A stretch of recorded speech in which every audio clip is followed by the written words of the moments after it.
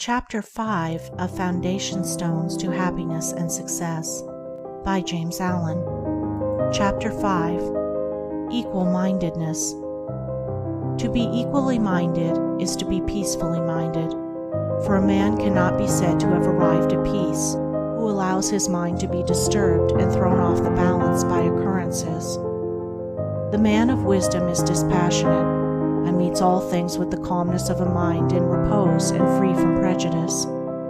He is not a partisan, but having put away passion, and is always at peace with himself and the world, not taking sides nor defending himself, but sympathizing with all. The partisan is so convinced that his own opinion and his own side is right, and that all goes contrary to them is wrong, that he cannot think there is any good in the other opinion and the other side. He lives in a continual fever of attack and defense, and has no knowledge of the quiet peace of an equal mind.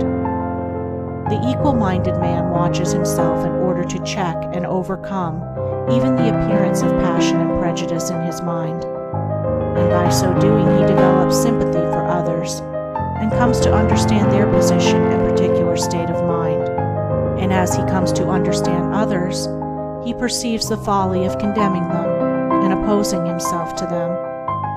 Thus there grows up in his heart a divine charity which cannot be limited, but which is extended to all things that live and strive and suffer. When a man is under the sway of passion and prejudice, he is spiritually blind, seeing nothing but good in his own side and nothing but evil in another. He cannot see anything as it really is, not even his own side, and not understanding himself, he cannot understand the hearts of others, and thinks it is right that he should condemn them. Thus there grows up in his heart a dark hatred for those who refuse to see him and who condemn him in return.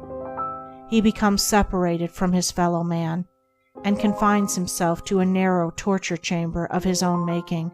Sweet and peaceful are the days of the equal-minded man, fruitful in good, and rich in manifold blessings. Guided by wisdom, he avoids those pathways which lead down to hatred and sorrow and pain, and takes those which lead up to love and peace and bliss.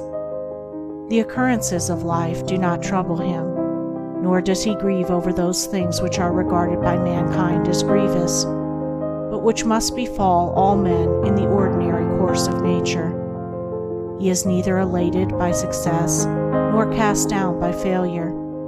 He sees the events of his life arranged in their proper proportions, and can find no room for selfish wishes or vain regrets, for vain anticipations and childish disappointments.